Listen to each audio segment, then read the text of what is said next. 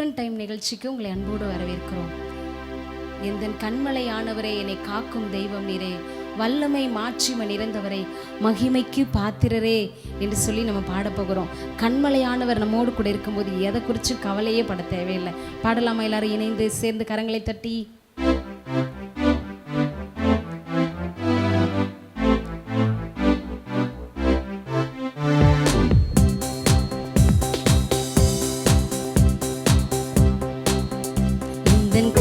கண்மலையானவரே, என்னை காக்கும் தெய்வம் நீரே, எந்தன் கண்மலையானவரே, என்னை காக்கும் தெய்வம் நீரே, வல்லமை மாட்சிமை நிறைந்தவரே, மகிமைக்கு பாத்திரரே, வல்லமை மாட்சிமை நிறைந்தவரே, மகிமைக்கு பாத்திரரே, ஆராதனை உமக்கே, ஆராதனை உமக்கே, ஆராதனை உமக்கே, ஆராதனை உமக்கே, சொல்லுமா?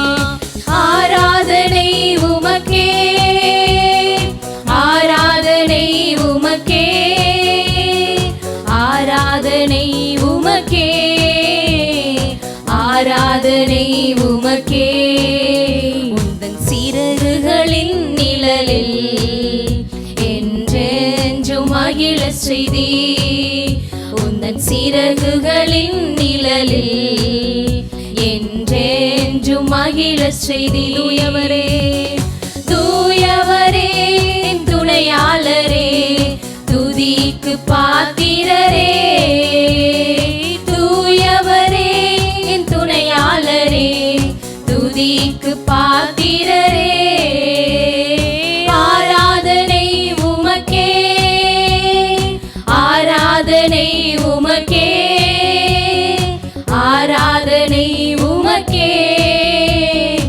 ஆராதனை உமக்கே, ஆராதனை உமக்கே, ஆராதனை உமக்கே, ஆராதனை உமக்கே, ஆராதனை உமக்கே, உயிருள்ள நாட்களெல்லாம் உம்மை புகழ்ந்து பாடிடுவே, எந்த உயிருள்ள நாட்களெல்லாம் உம்மை புகழ்ந்து பாடிடுவே, ராஜாரி செய்த நன்மைகளை எண்ணியே துதித்திடுவே, ராஜாரி செய்த நன்மைகளை எண்ணியே துதித்திடுவே, ஆராதனை உமக்கே, ஆராதனை உமக்கே,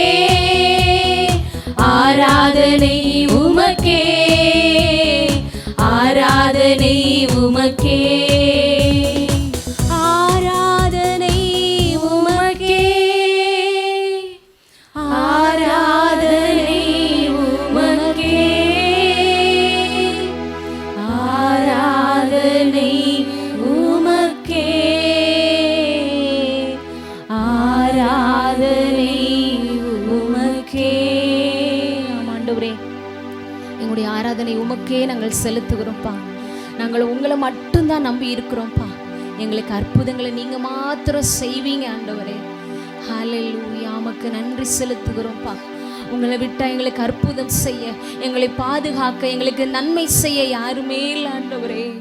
உமக்கு நன்றி செலுத்துகிறோம் ஏசப்பா. உம்மைத்தான் நம்பி இருக்கீரோ, உம்மையன்றி யாரும் இல்லையப்பா, உம்மைத்தான் நம்பி இருக்கீரோ, உம்மையன்றி யாரும் இல்லையப்பா. எல்லாரும் சேர்ந்து சொல்லுவோமா மறுபடியும்? உம்மைத்தான் நம்பி இருக்கீரோ, உம்மையன்றி யாரும் இல்லையப்பா. அற்புதம் செய்யுங்கப்பா, அற்புதம் செய்யுங்கப்பா எங்க வாழ்க்கையில, உம்மை உம்மை தான் நம்பியிருக்கோம் ஏசப்பா, அற்புதம் செய்யுங்கப்பா எங்க வாழ்க்கையில. உம்மை தான் நம்பியிருக்கோம் ஏசப்பா, உம்மை தான் நம்பியிருக்கிறோ, உம்மையன்றி யாரும் இல்லையப்பா, உம்மை தான் நம்பியிருக்கிறோ, உம்மையன்றி யாரும் இல்லையப்பா. நன்றி ஆண்டவரே, நாங்க நம்பி இருக்கிறவர் கண்மலையானவர். எங்க வாழ்க்கையில நாங்க நம்பி இருக்கிற எதிர்பார்த்திருக்கிற எல்லா நன்மைகளையும் வெற்றியையும் கர்த்தர் எங்களுக்கு தர போதுமானவராய் இருக்கிறீங்களே, உமக்கு நன்றி. இயேசுவின் மூலம் கேட்கிறோம் நல்ல தகப்பனே, ஆமென்.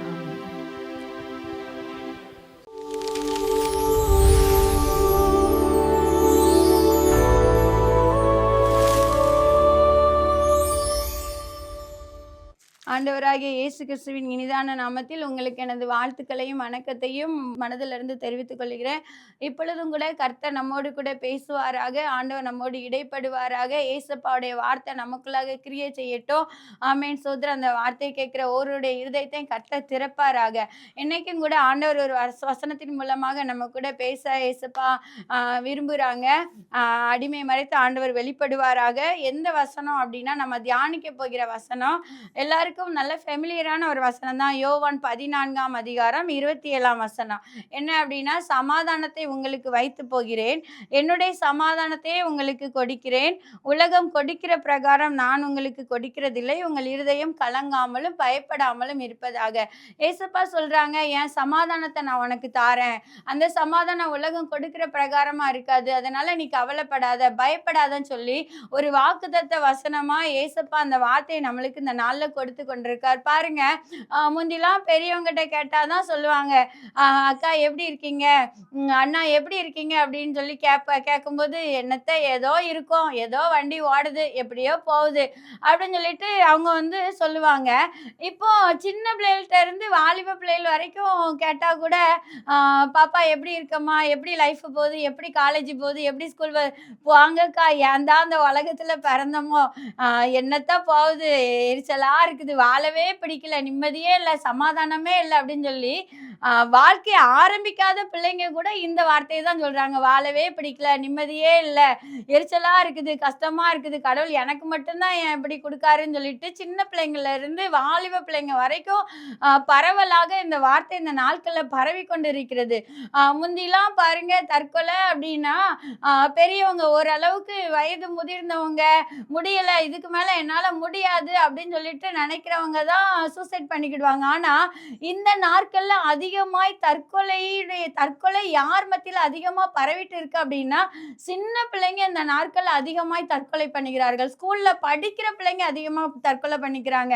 அது குறிப்பா நீட் எக்ஸாம்ல எக்ஸாம் ஒழுங்கா எழுதல, இடம் கிடைக்கல அப்படின்னா மனவிரக்தியில தற்கொலை பண்ணிக்கிறாங்க. அவங்களால அந்த காரியத்தை மேற்கொள்ள முடியல, டாலரேட் பண்ணி அவங்களால வெளியே வர முடியல, ரொம்ப ஸ்ட்ரகிள் பண்றாங்க. இந்த காலத்து பிள்ளைங்களும் சரி, சின்ன பிள்ளைங்களை அம்மா மொபைல் பார்க்காத, கடந்த நாட்கள்ல கூட 10th சம்திங் என்னமோ படிச்சுட்டு இருக்கான், மொபைல் பார்க்காதன்னு சொல்லி மொபைலை பிடுங்கி வச்சதுக்கு அந்த பையன் போய் சூசைட் பண்ணிட்டான். அப்போ அந்த பேரண்ட்ஸோட இருதயம் எவ்வளவாய் வலிச்சிருக்கும். அவங்களுக்கு இந்த வலி ஒரு நாள் 2 நாள் இல்ல, காலம் பூரா அந்த உலகத்துல இருந்து அவங்க கடந்து போகிற வரைக்கும் அந்த வலி அவங்களுக்கு விடாது. அப்படிப்பட்ட மோசமான காலகட்டத்துல இந்த நாட்கள்ல நம்ம பிள்ளைகள் எல்லாருமே போயிட்டு இருக்காங்க. சமாதானம் இல்லாத ஒரு சூழ்நிலை, எங்க பார்த்தாலும் நிம்மதி இல்லை, எங்க பார்த்தாலும் சமாதானம் இல்லை, நாடுகளுக்கு இடையில சமாதானம் இல்லை, பக்கத்து வீட்டுக்கு சமாதானம் கிடையாது, ஸ்கூல்ல பிள்ளைங்க மத்தியில சமாதானம் இல்லை, காலேஜ் போனா அங்க சமாதானம் இல்லை. இந்த டிவி முன்னாடி ஒருவேளை யூடியூப்ல பார்த்து கொண்டு இருக்கிற நீ கூட இப்போ இந்த இடத்துல இந்த நேரத்துல இப்படிப்பட்ட சூழ்நிலையோட இருக்கியோ, என்ன வாழ்க்கை, எனக்கு மட்டும் ஏன் இப்படி இருக்குது, ஏன் எனக்கு நிம்மதியே இல்லை, கடவுள் என்னைக்குதான் என்னை கண்ணோக்கி பாப்பாருன்னு சொல்லி வேதனையோட கவலையோட கஷ்டத்தோட இருக்கியோ, என் வாழ்க்கை ஒரு நாள் இல்லாட்ட ஒரு நாள் கட்டப்படாதா, நான் வைக்கப்பட்ட இந்த இடத்துல கர்த்தர் என்ன நிமிர்த்தி வச்சிட மாட்டாரான்னு சொல்லி கண்ணீரோட புலம்பிக் கொண்டு இருக்கியோ, ஆண்டவர் இன்னைக்கு உன்னை பார்த்து தான் சொல்றாரு, தம்பி தங்கச்சி, என் சமாதானத்தை நான் உனக்கு தரேன், என் சமாதானத்தை நான் உனக்கு தரேன், நீ கவலைப்படாதம்மா, நீ பயப்படாத, கலங்காத, நான் பார்த்துக்கிறேன். என்னுடைய உலகம் கொடுக்கிற மாதிரி என்னுடைய சமாதானம் கிடையாது. என் சமாதானத்தை உன்கிட்ட ஒருத்தனாலையும் எடுக்க முடியாது, ஒருத்தராலையும் அதை உனக்கு கொடுக்க முடியாது. அப்படி உலகம் கொடுக்க முடியாதும் எடுக்க முடியாதுமான ஒரு பெரிய தெய்வீக சமாதானத்தை நான் உனக்கு தருகிறேன். நீ கலங்காத, பயப்படாத, எதற்கும் கவலைப்படாத, நான் உன் கூட இருக்கிறேன்னு சொல்லி ஏசப்பா இன்னைக்கு ஒரு தீர்க்க தரிசனமாய் வாக்குத்தத்த வார்த்தையாய் கர்த்தர் உன்னோடு கூட பேசிக் கொண்டிருக்கிறார். ஆண்டவர் சொல்றாரு, தெளிவாய் சொல்லிட்டார், ஏன் சமாதானத்தை உனக்கு வைத்து போயிட்டேன், ஏன் சமாதானத்தை உனக்கு வச்சுட்டு போயிட்டேன் அப்படின்னு சொல்லி சொல்றாரு. ஆனா நிறைய நேரம் இந்த சமாதானத்தை எடுத்துக்கொள்வதற்கு நம்ம தவறி விடுகிறோம். நிறைய நேரம் இந்த சமாதானத்தை நம்மளால எடுத்துக்கொள்ள முடியல. ஆண்டவர் வச்சுட்டு போன அந்த சமாதானத்தை நம்மளால சுதந்திரிக்க முடியாம நம்ம வேதனையோடு கவலையோடு தினமும் பெரியவங்களை இதை பார்த்து கொண்டிருக்கிற பெரியவங்களாக கூட இருக்கலாம், நிம்மதி இல்லையே, வாழ்க்கை நிம்மதி இல்லை, நிம்மதி இல்லை, நிம்மதி இல்லைன்னு சொல்லி கண்ணீரோட ஒவ்வொரு நாளும் நீங்க நினைக்கலாம், நான் வடிக்கிற கண்ணீர் கடவுளுக்கு மட்டும்தான் தெரியும், நான் வடிக்கிற கண்ணீர் யாருக்கு தெரியாதுன்னு சொல்லி கண்ணீரோட புலம்பலோட வேதனையோட இந்த இடத்துல நீங்க உட்கார்ந்து பார்த்து கொண்டு இருக்கலாம். கர்த்தர் இன்னைக்கு உங்களை பார்த்து சொல்லிக்கிற காரியம், நான் உனக்கு ஏன் சமாதானத்தை கொடுக்கிறேன், நான் உனக்கு ஏன் சமாதானத்தை வச்சுட்டு போயிட்டேன், அதை நீ சுதந்திரித்துக்கொள் அப்படின்னு சொல்லி ஏசப்பா சொல்றாங்க. பாருங்க, கொலோசியர் 1:20 இந்த சமாதானத்தை குறித்து கர்த்தர் சொல்லும் போது அழகாய் தெளிவாய் ஒரு வார்த்தையை சொல்லுகிறார். அவர் சிலுவையில் சிந்தின ரத்தத்தினாலே சமாதானத்தை நமக்கு உண்டாக்கினார். ஆமென், ஹல்லேலூயா. ஏசப்பா சாதாரணமா இந்த சமாதானத்தை நமக்கு பெற்று தரல, விலை மதிக்க முடியாத, விலையிட முடியாத அவருடைய சொந்த ரத்தத்தை கொடுத்து கர்த்தர் இந்த சமாதானத்தை நமக்கு பெற்று தந்தார். அந்த சிலுவையில அவ்வளவு பாடுகள் பட்டு, அவ்வளவு ரத்த சிந்தி, அவ்வளவு வேதனைகள் பட்டு, அவ்வளவு படாத பாடுகள் பட்டு கர்த்தர் அந்த சமாதானத்தை நம்மளுக்கு பெற்று தந்தார். சிலுவையில, அந்த கல்வாரி சிலுவையில கர்த்தர் பெற்று தந்தார். ஏன் அப்படின்னா, ஏசாயா 53:5 கடைசி பகுதியில நம்ம வாசிக்கிறோம், நமக்கு சமாதானத்தை உண்டு பண்ணும் ஆக்கினை அவர் மேல் வந்தது. அந்த பொறுப்பு இயேசு கிறிஸ்துவுக்கு கொடுக்கப்பட்டதுனால சிலுவையின் கடைசி பரியந்தம் வரை நமக்காக ரத்த சிந்தி அந்த சமாதானத்தை பெற்று தந்துட்டார். தம்பி தங்கச்சி, கவலைப்படாத, நிம்மதி இல்லையே, சந்தோஷம் இல்லையே, நான் ஜாலியா என்னால இருக்க முடியலையே, நான் ஆண்டவர் பிள்ளையா வாழ முடியலையே, நிம்மதி இல்லை, நிம்மதி இல்லைன்னு கவலைப்படாத. கர்த்தர் தம்முடைய விலை மதிக்க முடியாத ரத்தத்தை கொடுத்து உனக்காக எனக்காக அந்த சமாதானத்தை சம்பாதித்து வைத்து போயிருக்கிறார். ஆனா அந்த சமாதானத்தை நம்மளால சுதந்திரிக்க முடியல. ஒரு 3 வசனத்தை நம்ம பார்த்து நம்ம நிறைவு செய்யலாம். அந்த சமாதானத்தை எப்படி நம்ம பெற்றுக்கொள்ளலாம், கர்த்தர் சம்பாதித்து வைத்த இந்த சமாதானத்தை நம்ம எப்படி நமக்கு சொந்தமாய் மாற்றலாம், நமக்குரியதா நம்ம மாற்றிக்கொள்ளலாம் சொல்லி ஒரு 3 வசனங்களை நம்ம பார்த்து நம்ம நிறைவு செய்யலாம். எல்லாருக்கும் தெரிந்த வசனங்கள் தான், நான் அப்படி சொல்லிட்டு நான் கடந்து போகலாம், ஜெபிக்கலாம்னு சொல்லி நினைக்கிறேன். முதலாவது, இந்த சமாதானத்தை பெற்றுக்கொள்ளக்கூடிய முதல் வழி என்ன அப்படின்னு சொன்னா, பிலிப்பியர் 4:6-7 நான் வாசிக்கிறேன். ஆண்டவர் சொல்லுகிறார், பிலிப்பியர் 4:6-7 நீங்கள் ஒன்றுக்கும் கவலைப்படாமல் எல்லாவற்றையும் குறித்து உங்கள் விண்ணப்பங்களை சோத்திரத்தோட கூடிய ஜபத்தினாலும் வேண்டுதலினாலும் தேவனுக்கு தெரியப்படுத்துங்கள். நீங்கள் ஒன்றுக்கு கவலைப்படாமல் உங்க எல்லாவற்றையும் குறித்து உங்கள் விண்ணப்பங்களை சோத்திரத்தோடு கூடிய ஜபத்தினாலும் வேண்டுதலினாலும் தெரியப்படுத்துங்கள். 7வது வசனம் சொல்லுது, அப்படி நீங்க தேவனுக்கு தெரியப்படுத்தும் போது எல்லா புத்திக்கும் மேலான தேவ சமாதானம் உங்கள் இருதயங்களையும் உங்கள் சிந்தைகளையும் கிறிஸ்து இயேசுக்குள்ளாக காத்துக்கொள்ளும். ஹல்லேலூயா. ஏசப்பா நமக்கு சமாதானத்தை சுதந்திரிக்க சொல்லி கொடுத்த முதல் வழி என்ன தெரியுமா? ஆமே சோதரா, எதுக்குமே கவலைப்படாதம்மா, எதுக்குமே கவலைப்படாத மகனே, எதுக்குமே கவலைப்படாத மகளே, என்ன காரியம் ஆயினோ நீ பக்கத்து வீட்டுல சொல்ல வேண்டாம், அம்மாட்ட சொல்ல வேண்டாம், அப்பாட்ட சொல்ல வேண்டாம், உன் ஃப்ரெண்ட்ஸ்கிட்ட சில நேரம் நீ சொன்னா கூட சில சிச்சுவேஷன்ல அவங்க அந்த காரியத்தை சொல்லி உங்களை அசிங்கப்படுத்திடுவாங்க. உன் ஃப்ரெண்ட்ஸ் முன்னாடி, மற்றவர்கள் முன்னாடி நீ கண்ணீர் வடிச்சா, ஆமேன், உன் இக்கட்டான நேரத்துல அந்த காரியத்தை சொல்லி உன்னை அந்த இடத்துல அவமானப்படுத்திடுவாங்க, உன்னை வேதனைப்படுத்திடுவாங்க. ஆனா ஆமேன், உன்னை நீ என்ன சொன்னாலும், நீ என்ன புலம்புனாலும், என்ன கண்ணீர் வடிச்சாலும், என்ன காரியத்தை நீ ஆண்டவர்கிட்ட சீக்கிரட்டை உன்னை பத்தி சொன்னாலும் ஒருத்தட்டையுமே வெளியே சொல்லாம அந்த காரியத்தை ஆண்டவர் அப்படியே நம்மகிட்ட கேட்டுட்டு, அது மாத்திரம் இல்லாம ஆமேன் சோதிரம், ஆமேன், அவர் ஒரு தெய்வீக சமாதானத்தை ஆண்டவர் நமக்கு தர போதுமானவரா இருக்கிறார். ஆமேன், நீ நினைக்கலாம், என்னை குறித்து விசாரிக்க யாரும் இல்லை, என் கவலைகளை கேட்க யாரும் இல்லை, என் புலம்பலை கேட்க யாருமே இல்லை, எனக்குன்னு யாரும் இல்லை, எனக்குன்னு யாரும் இல்லை, நான் அனாதையா தனிமையா இருக்கிறேன், என்ன புரிஞ்சிக்க யாருமே கிடையாது, என் அப்பா புரிஞ்சுக்கல, என் அம்மா புரிஞ்சுக்கல, என் கூட பிறந்தவங்க புரிஞ்சிக்க மாட்டேங்காங்க, என் ஃப்ரெண்ட்ஸ் புரிஞ்சிக்க மாட்டேங்காங்கன்னு நீ இந்த நேரத்துல வேதனையோட புலம்பலோட இருக்கியோ, ஆண்டவர் இன்னைக்கு உன்னை பார்த்துதான் சொல்லுகிறார். ஆமே, உனக்கு எந்த காரியம் உனக்கு உன் நிம்மதியை கெடுக்குது, எந்த காரியம் உன் சமாதானத்தை குலைக்குதோ, நீ ஆண்டவர் சமூகத்துல அதை தெரியப்படுத்து. ஏசப்பாட்ட நீ அந்த காரியத்தை தெரியப்படுத்து. அப்பொழுது எல்லா புத்திக்கும் மேலான தேவ சமாதானம் உன்னோட இருதயத்தையும் உன் சிந்தையும் கிறிஸ்து இயேசுவுக்குள்ளாக காத்துக்கொள்ளும். அதுதான் 1 பேதுரு 5:7 ஆண்டவர் சொல்லுகிறார், அவர் உங்களை விசாரிக்கிறவர் ஆனபடியால் உங்கள் கவலைகளை எல்லாம் அவர் மேல் வைத்து விடுங்க. அந்த உலகத்துல நம்மளை யார் விசாரிச்சாலும் சரி, யார் விசாரிக்காட்டியும் சரி பரவாயில்ல, யாருமே நம்மளை விசாரிக்க வேண்டாம். ஆனா ஒருத்தர் விசாரிச்சுக்கிட்டே இருக்காரு, ஒருத்தர் உன்னை பார்த்துக்கிட்டே இருக்காரு, ஒருத்தர் உன்னை உள்ள கைகளை வரைந்து வைத்து உன்னை அணுவாய் ஒருத்தர் ரசிச்சுட்டே இருக்காரு. நீ என்ன சொன்னாலும் அவர் கேட்க எப்போது ரெடியா இருக்காரு. அவர் ஒரு நாள் முகம் சொலிக்கவே மாட்டாரு. மனுஷங்க கூட சில நேரம் நம்ம புலம்பலை பார்த்து முகம் சொலிச்சிருவாங்க, இவளுக்கு ஒரு வேலையே இல்லை அப்படின்னு சொல்லிடுவாங்க. ஆனா ஒரு நாள் முகம் சொலிக்காத உன்னோட எல்லா புலம்பலையும் தன்மேல் போட்டுக் கொள்கிற ஒரு நல்ல தெய்வம் இந்த உலகத்துல உண்டு என்றால் அவர் ஆண்டவராகிய இயேசு ஒருவர் மாத்திரமே. ஹல்லேலூயா. அன்னாள் என்ற அக்கா ஆமே சோதரா தன்னுடைய கணவருக்கு கூட தன்னுடைய இருதயத்தை வெளிப்படுத்தல, கணவர்கிட்ட கூட போய் புலம்பல.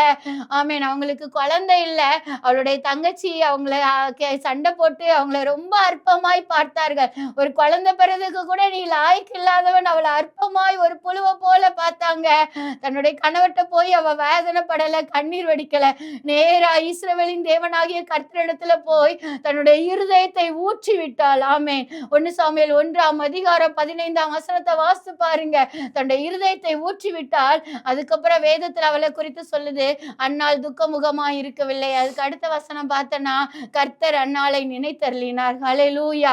ஆமென். நீ ஏசப்பாட்ட சொல்லும் போது ஆமென், உன் சமாதானத்தை குலைக்கிற எல்லா காரியங்களையும் கர்த்தர் மாற்றுவார். உன் கவலைகளை மாற்றுவார், உன் கண்ணீரை மாற்றுவார், உன் வேதனையை மாற்றுவார். தம்பி தங்கச்சி, எதுக்குமே கவலைப்படாதம்மா, எதுக்குமே கவலைப்படாத. உயிருள்ள ஆண்டவர் உன் பக்கத்துல இருக்காரு, உன் வலது பாரிசத்துல உயிருள்ள ஆண்டவர் இருக்காரு. நீ அவர்கிட்ட சொல்லு, ஆண்டவருக்கு தெரியப்படுத்து. உன் இருதயம் ஒரு சமாதானத்தால், தேவ சமாதானத்தால் ஆண்டவர் உன் சிந்தைகளை காத்து கொள்ளுவார். ஹல்லேலூயா. 2வது ஒரு காரியத்தை நம்ம பார்த்தோம்னா, இந்த சமாதானத்தை முதலாவது நம்ம செபிக்கணும், ஏசப்பாட்ட நம்ம இருதயத்தை வெளிப்படுத்தணும், ஏசப்பாட்ட நம்ம சொல்லணும். அப்படி சொல்லும் போது கர்த்தர் நமக்கு சமாதானத்தை கொடுக்கிறார். 2வது ஒரு காரியத்தை நம்ம பார்த்தோம்னா, இந்த சமாதானத்தை நம்ம எப்படி பெற்றுக்கொள்ளலாம் அப்படின்னு, சமாதானத்தை எப்படி பெற்றுக்கொள்ளலாம்னா, சங்கீதம் 119:165 சொல்லுது, உம்முடைய வேதத்தை நேசிக்கிறவர்களுக்கு மிகுந்த சமாதானம் உண்டு, அவர்களுக்கு இடரல் இல்லை. ஆமென். உம்முடைய வேதத்தை நேசிக்கிறவர்களுக்கு மிகுந்த சமாதானம் உண்டு, அவர்களுக்கு இடரல் இல்லை. யார் யாரெல்லாம் இந்த வேதத்தை எடுத்து கையில தூக்கி வாசிக்கிறார்களோ, யார் யாரெல்லாம் அந்த வேதத்தை நேசிச்சு வேதத்துக்கு முக்கியத்துவம் கொடுக்கிறார்களோ, அந்த பிள்ளைகளுக்கு கர்த்தர் தம்முடைய மிகுந்த சமாதானத்தை கொடுக்கிறார். ஆமென். ஹல்லேலூயா.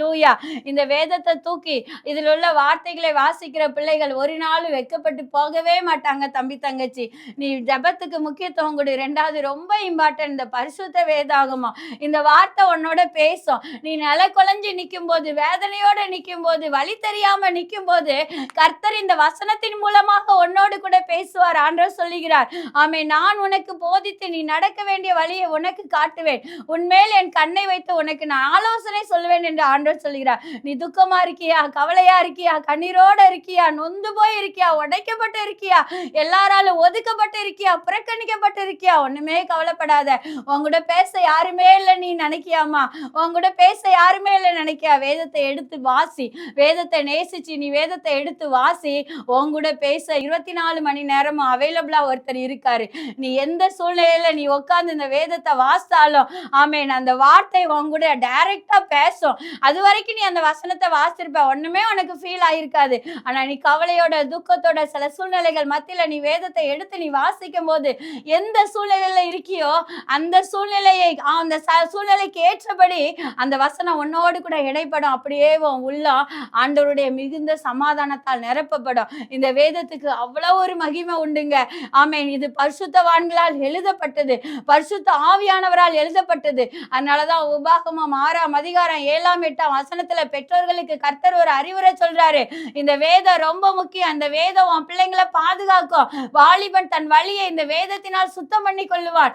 ஆமென் சோதரம். அது மட்டுமல்ல, இந்த வேதத்தை வாசிக்க வாசிக்க வாசிக்க வாசிக்க உன் இருதயத்தில் உள்ள துக்கம் எல்லாம் தூர போய் அப்படியே கர்த்தருடைய ஒரு மிகுந்த சமாதானம் உன்னை நிரப்புன்னு சொல்லி நம்ம வேதத்துல வாசிக்கிறோம். இந்த வேதத்தை நான் ஒரு புறஜாதியில இருந்து நான் வந்த பிள்ளைதான். இந்த வேதத்தை தூக்குவதற்கு முன்பாக நான் பசியும் பட்டினியுமாக கிடந்தேன். ஆமென் சோதரம். சாப்பிட கூட வழி இல்லாம இருந்தேன்.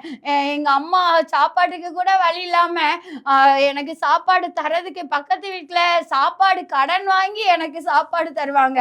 அவங்க நிறைய நேரம் பட்டினியா கடந்துட்டு இருக்கிற கொஞ்சம் கொஞ்சம் சாப்பாடை எனக்கு தருவாங்க. பிச்சை எடுத்து கூட சில நேரம் சாப்பாடு தந்திருக்காங்க. அவ்வளோ ஒரு கஷ்டத்துல எங்க அம்மா என்னை வளர்த்தாங்க. ஆனா என்னைக்கு நான் இயேசுதான் உண்மையான தெய்வம் என்று அறிந்து கொண்டு ஞானஸ்நானம் வாங்கி இந்த வேதத்தை தூக்கி நான் ஊழியம் செய்ய ஆரம்பித்தேனோ, அந்த நாள்ல இருந்து இந்த நாள் வரைக்கும் கர்த்தர் என்னை சாப்பாட்டுக்கு அலைந்து திரிய விடல. ஹல்லேலூயா. ஏசப்பா ஒரு நாள் என்னை பட்டினி போடவே இல்லை. என் தாய் கூட உலக பிரகாரமான தாய் எனக்கு சாப்பாடு கொடுக்க வழி இல்லாம அநேகம் தரம் என்னை பட்டினியா தூங்க போட்டாங்க. ஆனா என் தகப்பனாகிய இயேசுவோ என்னை ஒரு நாள் கூட பட்டினியாய் தூங்க விடவே இல்லை. ஆண்டவர் ஒரு நாள் கூட என்னை குறைச்சலா விடல. என்னைக்கு இந்த வேதத்தை தூக்குனோ அதுல இருந்து இந்த வேதம் என்னை ஒவ்வொரு நாளும் தூக்கி சுமக்கிறது. தம்பி தங்கச்சி, நீ இந்த வேதத்தை தூக்கி பாரு. இந்த வேதம் உன்னை தூக்கி சுமக்கிறத உன்னால உணர முடியும். இந்த வேதத்தை தூக்கி பாரு. உன் உள்ளத்துல ஒரு பெரிய மிகுந்த சமாதானம் உண்டாகும். இந்த வார்த்தை நீ வாசித்து பாரு. இந்த வார்த்தை உன் கூட இடைப்படும், உன் கூட பேசும். உன் ஃப்ரெண்ட்ஸ் உன் கூட பேசலையா, கவலைப்படாத. உன்னை எல்லாரும் வெறுக்காங்களா, ஒதுக்குதாங்களா, தூர தள்ளுதாங்களா, கவலைப்படாத. என்கிட்ட யாருமே பேசுறதுக்கு ஆள் இல்லைன்னு நினைக்காத. ஏசப்பா உங்களை எவ்ரி டைம் ஆல்வேஸ் பேசுறதுக்கு ரெடியா இருக்காங்க. ஏசப்பா கூட பேசு. ஆமென். 2வது காரியம் நம்ம பார்க்கிறோம். கர்த்தருடைய வேதத்தை நேசிக்க நேசிக்க அதை விரும்பி வாசித்து அதன்படி வாழும்போது தேவனுடைய சமாதானம், மிகுந்த சமாதானம் நம்மை நிரப்புகிறது. முதலாவது ஜெபிக்கும் போது ஆண்டவருடைய சமாதானம் நம்மளை நிரப்புகிறது. 2வது வேதம் வாசிக்கும் போது கர்த்தருடைய சமாதானம் நம்மளை நிரப்புகிறது. 3வது ஒரு காரியத்தை பார்த்து நம்ம நிறைவு செய்யலாம். ஏசாயா 26ஆம் அதிகாரம் 3ஆம் வசனம். ஏசாயா 26ஆம் அதிகாரம் 3ஆம் வசனம் சொல்லுது, உம்மை உறுதியாய் பற்றி கொண்ட மனதை உடையவன் உம்மையே நம்பி இருக்கிறபடியால் நீர் அவனை பூரண சமாதானத்துடன் காத்துக்கொள்வீர். ஆமென். உம்மை உறுதியாய் பற்றி கொண்ட மனதை உடையவன் உம்மையே நம்பி இருக்கிறபடியால் நீர் அவனை பூரண சமாதானத்துடன் காத்துக்கொள்வீர். ஆமென். ஏசப்பா நம்பி வாழணும்னு வந்துட்டல்லம்மா, ஏசப்பாக்காக வாழணும்னு ஆசைப்பட்டு வந்துட்டல்ல, ஏசப்பா உறுதியாய் பற்றிக்கொள். ஏசப்பாவை விடாத. சொல்லுவாங்கல்ல, முள்ளானாலும் முறுக்கி பிடிக்கணும்னு சொல்ற மாதிரி, எப்படி ஒரு கங்காரு குட்டி அந்த அம்மா எப்படி தாவனாலும் சரி அந்த கங்காரு குட்டி அந்த அம்மாவை விடவே விடாது, சிக்குன்னு பிடிச்சிக்கிடும். அதே போல இயேசுக்காக வாழணும்னு ரெடியாய் நீ வந்துட்டல்ல, ஏசப்பா பாதத்தை பிடிச்சிட்டல்ல, ஒரு நாள் நீ பின்வாங்கி போயிடாத. ஆமே. வாழ்வானாலும் தாழ்வானாலும் சுகமானாலும் சுகவீனமானாலும் பலவீனமானாலும் உயர்ந்தாலும் தாழ்ந்தாலும் அவமானமானாலும் அசிங்கமானாலும் பசியானாலும் நிர்வாணமானாலும் எதுவா இருந்தாலும் சரி கர்த்தரை உறுதியாய் பற்றிக்கொள். கர்த்தரை உறுதியாய் பற்றி பிடிக்கும் போது ஆமென், ஒரு பூரண சமாதானம் உன்னை நிரப்போம். ஒரு தெய்வீக சமாதானம் உன்னை நிரப்போம். ஆமென். சோதர எதுவானாலும் பரவாயில்ல, ஏசப்பா உற்றவே உற்றாத. ஒரு நாள் இல்லாட்ட ஒரு நாள் கர்த்தர் உன்னை உயர்த்த ரெடியா இருக்காங்க. ஒரு நாள் இல்லாட்ட ஒரு நாள் ஏசப்பா உன்னை உயர்த்த ஆயத்தமா இருக்கிறார். பாருங்க, நம்ம யோபு சொல்லும் போது அழகான அந்த ஸ்டேட்மெண்ட் எனக்கு பைபிள்ல ரொம்ப பிடிச்ச வசனம். யோபு 13ஆம் அதிகாரம் 15ஆம் வசனத்துல சொல்லுது, அவர் என்னை கொன்று போட்டாலும் அவர் மேல் நான் நம்பிக்கையா இருப்பேன். யாருமே சொல்ல முடியாதுங்க. அவர் என்னை கொன்று போட்டாலும் அவர் மேல் நான் நம்பிக்கையா இருப்பேன். என் நேசரை நான் ஒரு நாள் காண்பேன். அந்நிய கண்கள் அல்ல, என் கண்களே அவரை காணும்னு எந்த சிச்சுவேஷன்ல சொன்னாரு தெரியுமா? தன்னுடைய 10 பிள்ளைகளும் இறந்து போயிட்டாங்க. தன்னுடைய சொத்து சுகம் அத்தனை இறந்து போயிட்டு மனைவி சொல்றா, தேவனை தூசித்து ஜீவனை விடு. ஒரு பைத்தியக்காரனை போல நீ ஏன் இப்படி ஆண்டவர் உத்தமத்துல இருக்கேன்னு சொல்லிட்டு மனைவி திட்டுறா. எந்த மனைவியும் தன்னுடைய கணவன் அப்படி சொல்லவே மாட்டாங்க. உலக பிரகார மனைவி தன்னுடைய கணவன் எப்படியாவது வாழ்ந்துடணும்னு தான் ஆசைப்படுவாங்க. ஒரு பைத்தியக்காரனா இருந்தாலும் பரவாயில்ல, நம்ம கூட இருக்கணும்னு நினைப்பாங்க. ஆனா அந்த யோபுடைய மனைவி சொன்னா, தேவனை தூசித்து ஜீவனை விடுன்னு சொல்லி அந்த அளவுக்கு அவருக்கு நெருக்கடி, அந்த அளவுக்கு அவருக்கு பாடு, அந்த அளவுக்கு அவருக்கு கஷ்டம். ஆனா அந்த நிலைமையிலையும் அந்த யோபு சொன்ன ஒரே ஒரு ஸ்டேட்மெண்ட், அவர் உடம்பெல்லாம் அழுகி நோக்கி அப்படியே நாச்சம் எடுத்து ஓட்ட வைத்து தன்னுடைய உடம்ப சுரண்டி கொண்டு இருக்கும் போது சொல்லுற காரியம், அவர் என்னை கொன்று போட்டாலும் அவர் மேல் நான் நம்பிக்கையா இருப்பேன். ஆமே, ஏசப்பாக்காக வந்துட்டலாமா, ஏசப்பாக்காக வாழணும்னு முடிவு பண்ணிட்டல்ல, ஒரு நாள் பின்னோக்கி போகாத, சூழ்நிலையை பார்த்து பின்வாங்கி போகாத, நீ இருக்கிற இடத்துல இயேசுவை உறுதியாய் பற்றிக்கொள். கட்டாயம் கர்த்தர் உன்னை உயர்த்தக்கூடிய நாள் சீக்கிரமாய் வரப்போகிறது. மனிதர் உனக்கு ஒரு கதவை அடைத்தால் கர்த்தர் உனக்கு 7 வாசலை திறக்க ஆயத்தமாய் இருக்கிறார். ஏசப்பா சில டெஸ்ட் வைப்பாங்க, சோர்ந்து போயிடக்கூடாது, தோத்து போயிடக்கூடாது, பிடிச்சபடியா நிப்போம். கர்த்தர் கட்டாயம் அவருடைய பூரண சமாதானத்தால் நம்மை நிரப்புவார். முதலாவது ஜெபிக்கணும்னு பார்த்தோம், 2வது வேதம் வாசிக்கணும்னு பார்த்தோம், 3வது ஒரு காரியம், அவரை நம்ம உறுதியாய் பற்றி பிடிக்கணும். இப்படி நம்ம செய்யும் போது அவர் சிலுவையில் சிந்தி ரத்தம் சிந்தி சம்பாதித்த அந்த சமாதானம் உன்னையும் உன் குடும்பத்தையும் நம்ம ஒவ்வொருவரையும் நிரப்பும். அப்படியே இருக்கிற இடத்துல முழங்கால் போட்டு ஏசப்பாட்ட நம்ம ஜோமன் இந்த நேரத்தை நிறைவு செய்வோம். ஆமென். சோதரர், இதை பார்த்து கொண்டு இருக்கிற நீங்க பெரியவங்களா கூட இருக்கலாங்க, சின்ன பிள்ளைங்களா இருக்கலாம், வாலிப பிள்ளைங்களா இருக்கலாம், ஸ்கூலிங் போற பிள்ளைங்க, காலேஜ் போற பிள்ளைங்களா இருக்கலாம். வேதனையோட, கவலையோட, கண்ணீரோட, என் வாழ்க்கையில நிம்மதியே இல்லையே, என் வாழ்க்கையில அமைதியே இல்லையே, சமாதானமே இல்லையே, எலியாவை போல நீங்க சொல்லலாம், போது கர்த்தாவே என் ஆவியை எடுத்துக்கொள்ளும், போது கர்த்தாவே என் ஜீவனை எடுத்துக்கொள்ளுன்னு உடைக்கப்பட்டு போய் நேரத்துல நீங்க உட்கார்ந்து இருக்கலாங்க. கர்த்தர் இன்னைக்கு உங்களை பார்த்துதான் சொல்லுகிறார், என் சமாதானத்தை உனக்கு தர மகனே, என் சமாதானத்தை உனக்கு தர மகளே, உலகம் கொடுக்கிற பிரகாரம் அல்ல மகளே, ஓ இருதயம் கலங்காமலும் பயப்படாமலும் இருப்பதாக. ஆமென். அவர் தம்முடைய தெய்வீக சமாதானத்தால் நம்மை நிரப்பி நம்மை ஆசீர்வதிக்க கர்த்தர் போதுமானவராக இருக்கிறார். நல்லா ஜெபிக்கும் போது, ஜெபிக்கும் போது, கர்த்தர் சமூகத்துல நம்மளுடைய காரியங்களை தெரிவிக்கும் போது ஆண்டவர் சமாதானத்தால் நிரப்புகிறார். வேதம் வாசிக்கும் போது அவருடைய சமாதானம் நம்மை நிரப்புகிறது. ஆண்டவரை உறுதியாய் பற்றி படிக்கும் போது அவருடைய சமாதானம் நிரப்புகிறது. ஏசப்பா, இப்படி வாழ எங்களை ஒப்பு கொடுக்கிற ஆண்டவரே, ஒரு வேலை என்ன விசாரிக்க யாருமே இல்லையே, நொறுங்கி போய் உட்கார்ந்து இருக்கலாம், என்ன சாப்பிட்டியான்னு கேட்க கூட ஆள் இல்லையே, அனாதையா இருக்கேன்னு சொல்லி உட்கார்ந்து இருக்கலாம் தகப்பனே. அப்பா, இந்த நிகழ்ச்சியை பார்த்து கொண்டு இருக்கலாம். கர்த்தர் அந்த பிள்ளைகளுடைய இருதயத்துல ஒரு சமாதானத்தை இந்த நேரத்துல கொடுத்துருங்க ஏசப்பா. நீங்க இந்த சொன்ன வார்த்தை ஏதோ ஒரு வார்த்தைக்கு ஒரு முகாந்தரம் இருக்கணும் ஏசப்பா. யாரோ ஒருவருக்காக பேசி கொண்டு இருக்கிறீர் ஏசப்பா, அதை நாங்க முழுசா விசுவாசிக்கிறோம். இந்த வார்த்தை அந்த பிள்ளைகளுக்கு நேராய் கடந்து போகட்டும். எப்பா, உமக்கு சோதரம், வேதத்தை வாசித்து உண்மை உறுதியாய் படித்து ஜெபிக்க கர்த்தர் உதவி செய்வீராக. பெரிய காரியங்களை செய்யும் இயேசுவின் நாமத்தில் ஜெபிக்கிறேன் நல்ல பிதாவே, ஆமென்.